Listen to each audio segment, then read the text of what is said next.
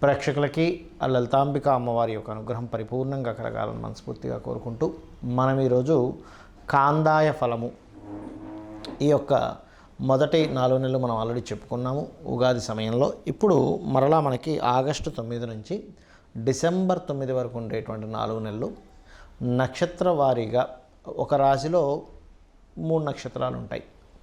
వారికి ఏ రకంగా ఫలితాలు ఉన్నాయి మరియు ఆ యొక్క ఫలితాలని అధిగమించడానికి, అంటే ఒక్కోసారి మనకి ఇబ్బంది పెట్టే ఫలితాలు ఉంటాయి, ఒక్కోసారి లాభంగా ఉంటుంది, ఒక్కోసారి సమంగా ఉంటుంది.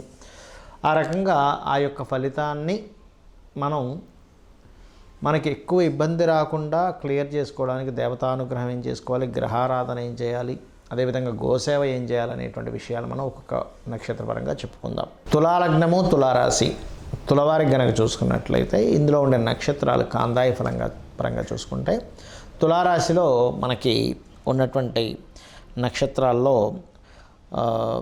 చిత్త 3-4 పాదాలు ఉంటాయి, స్వాతి 4 పాదాలు, విశాఖ 1, 2, 3 పాదాలు ఉంటాయి.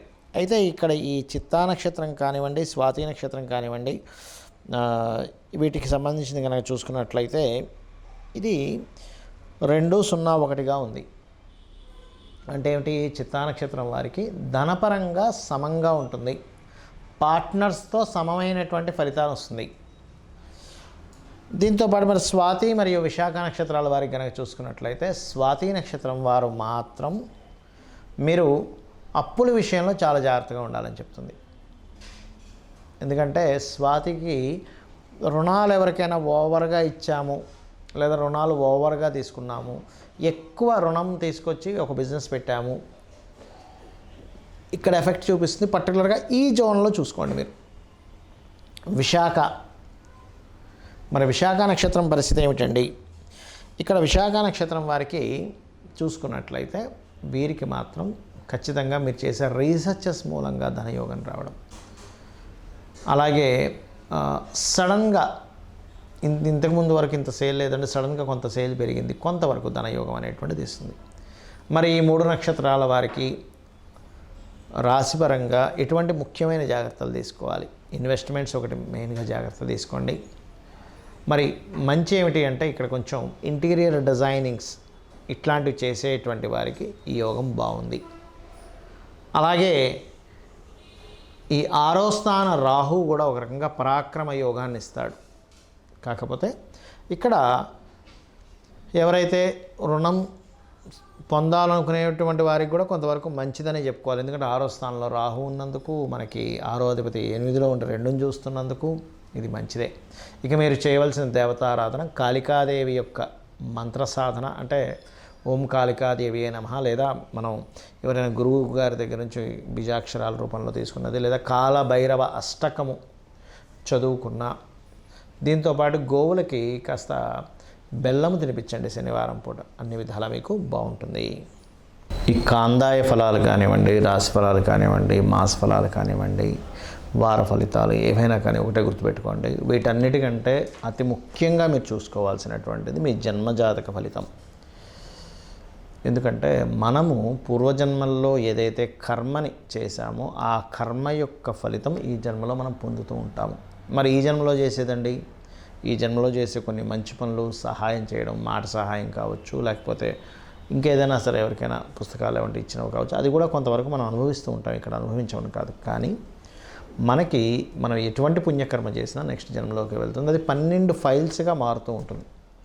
అంటే ధనభావము, భాగ్యభావము, పుత్రభావము, వివాహము, జీవిత భాగస్వామి ఎలా ఉంటుంది అన్నీ కూడా ఈ జన్మలో ఎటువంటి కర్మని చేస్తామో ఆ రిలేటెడ్ సంబంధించిన ఆ 12 హౌజెస్లో అది వెళ్ళి చేరుతూ ఉంటుంది. అది గుడ్ ఆర్ బ్యాడ్. అందుకే మీరు ఏం చేయాలి, మీ యొక్క పర్సనల్ చార్ట్ ముఖ్యంగా చూసుకోండి. మీరు ఎదగలేకపోతున్నారు, లగ్నభావం ఎందుకు వీక్గా ఉందా, స్ట్రాంగ్గా ఉందా, ఎందుకు అనారోగ్యం వస్తుంది, ఎందుకు మీరు స్ట్రెస్ అవుతున్నారు. అలాగే మరొకటి ఏంటంటే ఇక్కడ ధనస్థానం, చాలామంది చూడండి ఎంతో టాలెంట్ ఉంటుంది కానీ డబ్బులు సంపాదించలేకపోతుంటారు. అంటే మీ ధనాధిపతి ఎక్కడో పాపకత్తిరిలోనో రాహుకేతు యాక్సెస్లోనో ఉన్నాడు. ఇదైతే ఎలా ఉన్నాడో దాన్ని బట్టి ధనం యోగం కూడా వస్తుంది. అంటే ఎలాగా,